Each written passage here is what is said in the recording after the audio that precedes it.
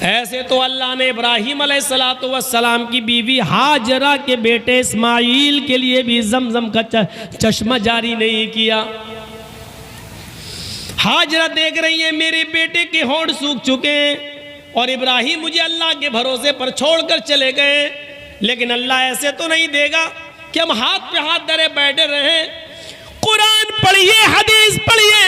हाजरा अपने बच्चे के पानी के लिए दौड़ती है, पहले भागती हुई जाती है, सफा पहाड़ी के ऊपर चढ़ जाती है, दौड़ती हुई जाती है, सफा पहाड़ी के ऊपर चढ़ जाती है और सफा से झांक कर देखती है कि देखे कोई कबीला रहता हो नीचे, अगर कोई गांव है, बाशिंदे हैं, कोई रहाइश है किसी की, तो मैं नीचे चली जाऊं और अपने बच्चे के लिए थोड़ा सा पानी ले आऊं। लेकिन झांक कर देखती हैं बियाबान जंगल है, चलो वो एक और पहाड़ी है, उस पहाड़ी पर चलती हूँ, शायद उसके नीचे कोई बस्ती रहती हो।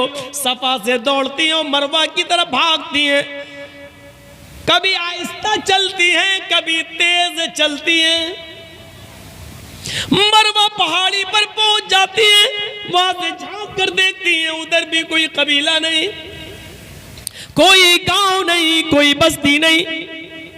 सफा से मरवा, मरवा से सफा, सफा से मरवा, मरवा से सफा, सफा से मरवा, मरवा से सफा, फिर सफा से मरवा, 7 चक्कर लगाती है और 7 चक्कर लगाने के बाद थक गई, आ गई अपने बेटे के पास का, अल्लाह मेरे शौहर इब्राहिम मुझे और इस बच्चे को तेरे हिफ्ज़ व अमान में छोड़ के गए, तेरे भरोसे पर छोड़ कर गए, और मैं एक औरत हूँ, जितना दौड़ना था मैंने दौड़ ली, जितनी मेहनत करना थी मैंने कर ली अपने बच्चे के पानी के लिए।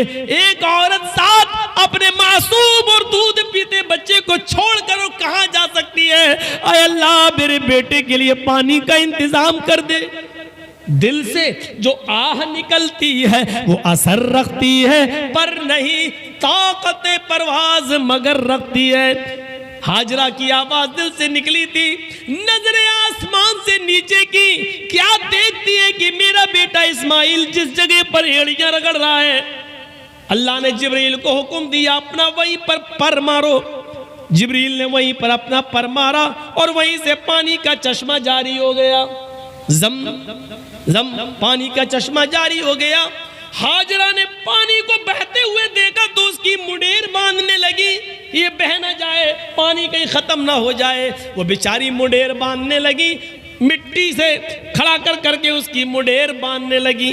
अल्लाह के नबी ने फरमाया, अल्लाह हाजरा पर रहम फरमाए, अगर हाजरा ने उस पानी को घेरा ना होता, उस पानी को घेरा ना होता तो अल्लाह ताला उस पानी को सारी दुनिया में पहुंचा देता, और जब सारी दुनिया में पहुंच जाता तो कदर ख़त्म हो जाती। जो चीज़ आसानी से मिल जाए तो उसकी कदर ख़त्म हो जाती है।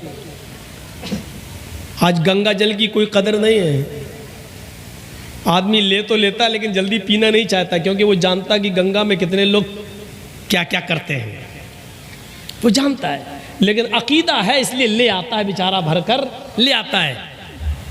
लेकिन आज उस गंगा की कोई कदर नहीं है, बस गंगा माँ है दर्जे में, लेकिन कदर क्या, उसी में लोग लैट्रीन कर रहे हैं, उसी में पेशाब कर रहे हैं, उसी में डुबकी लगा रहे हैं, उसी में नहा रहे हैं, सब कुछ कर रहे हैं, और फिर वही पानी पी भी रहे हैं, तो कदर ख़त्म हो जाती है।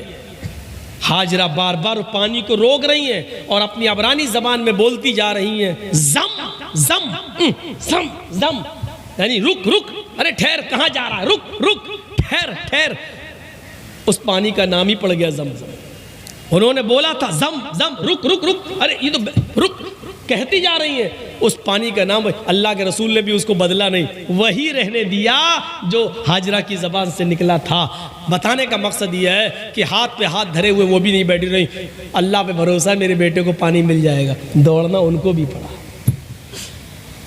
हाजरा दौड़ रही है, इब्राहिम अलैहिस्सलाम अपनी बीवी और बच्चे को अल्लाह पर भरोसा करके छोड़ गए और दावत तौहीद के लिए निकल गए, निकलना उनको भी पड़ा।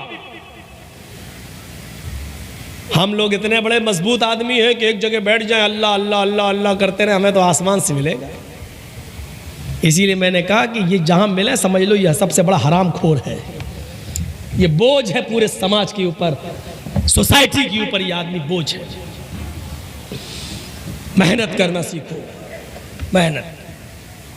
तो बात थोड़ी सी आगे, आसिना साधु तो मना, वो साधुओं की तरह रहेगा।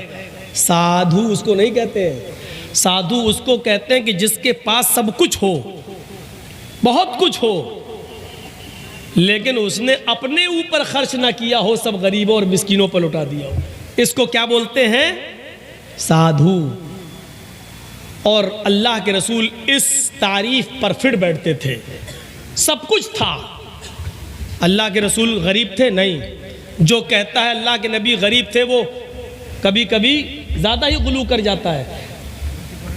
अच्छा, आप कितने जानवरों की कुर्बानी कर लेंगे? मुश्किल से 1 बकरा, 2 बकरा, बहुत हुआ 3, या बड़े जानवर में आप हिस्सा डाल लेते हैं।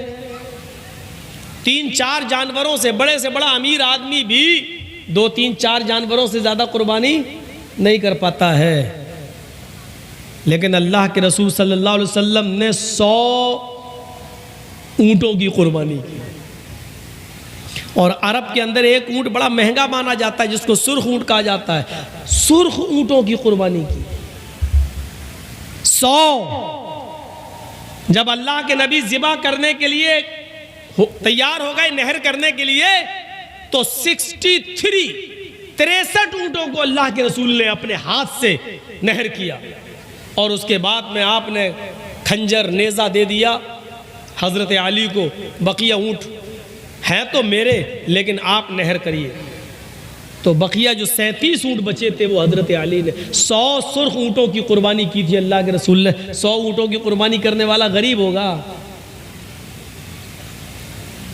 लेकिन 100 ऊँटों की कुर्बानी करने के बाद वो गोश्त आपका पता नहीं चला, सब गरीबों और मिस्कीनों में बट गया। दूसरे दिन भी अल्लाह के नबी सल्लल्लाहु अलैहि वसल्लम के पास उसमें से कुछ नहीं रह गया। इसको कहते हैं जिसके पास सब कुछ हो, लेकिन उसने अपने ऊपर खर्च ना किया हो, लोगों पे लुटा दिया हो, गरीबों और मिस्किनों पे लुटा दिया हो। खदीजा अरब की बड़ी रईस औरत थी। अल्लाह के रसूल से जब निकाह हुआ तो खदीजा की सारी दौलत के मालिक अल्लाह के नबी बन गए। खदीजा ने अपनी सारी दौलत अल्लाह के नबी पर निछावर कर दी, लीजिए आप रसूल बन गए हैं, पैगंबर, मेरी दौलत आप दीन के काम में लगाइए। अरब की सबसे रईस औरत, और निकाह के बाद वो दौलत नबी के पास आ जाए। लेकिन ताज्जुब ये है, आज 18, 20, 22 साल का लड़का अभी दरी पे सो रहा है, चटाई पे सो रहा है, और 22 साल के बाद अगर उसकी शादी हो जाए तो फिर कहाँ सोता है? डबल बेड पर सोता है। क्यों?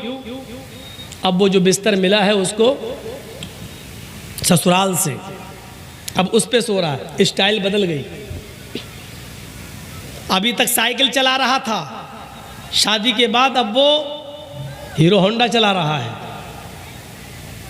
स्प्लेंडर चला रहा है, यामा चला रहा है। अब तो और स्टैंडर्ड गाड़ियां आ रही हैं, वो चला रहा है। क्यों? ये भीख में मिली है। समझ गए ना? ज्यादा रगड़ने की जरूरत नहीं है। साइकिल अपने पास से खरीदी थी, उसकी हिफाजत थी, बेचारी पंचर भी नहीं होने देता था। और मोटरसाइकिल जब मिली है तो हर स्पीड बढ़ रही। क्यों? फ्री की गाड़ी है। मेरे लड़की के बाप ने इंटरनेशनल फकीर समझ के दे दिया। ले नहीं दे रहे थे तो नाराज हो रहा था, तो भिखारी समझ के दे दिया। अल्लाह के नाम पे जो मांगे वो फकीर है ना। इसने तो अपने बेटे के नाम पे मांगा, मेरा बेटा 5 लाख की दुकान पे बैठता है, तू 50,000 की गाड़ी नहीं दे सकता। तो अब आप सोचो, जो बेटे के नाम पे मांगे वो बड़ा फकीर है, या जो अल्लाह के नाम पे मांगे वो बड़ा फकीर है? फैसला खुद ही कर लो। अल्लाह के नाम पे मांगता उसको आप 10-5 रुपए देते हो, बेटे के नाम पे पूरी 50,000 की गाड़ी दे देते हो। चल रहा। अल्लाह के रसूल ने खदीजा से निकाह किया, लेकिन आपके रहने सहने की स्टाइल नहीं बदली। वही चटाई पर सोते थे, वही बिस्तर, खाने पीने की भी स्टाइल नहीं बदली, वही खाते थे जिससे पहले खाते आए। क्यों? क्योंकि आपने खदीजा की दौलत को अपने ऊपर इस्तेमाल ही नहीं किया, गरीबों और मिस्किनों पे लुटा दिया। इसको कहते हैं क्या? साधु। साधु वो नहीं होता है।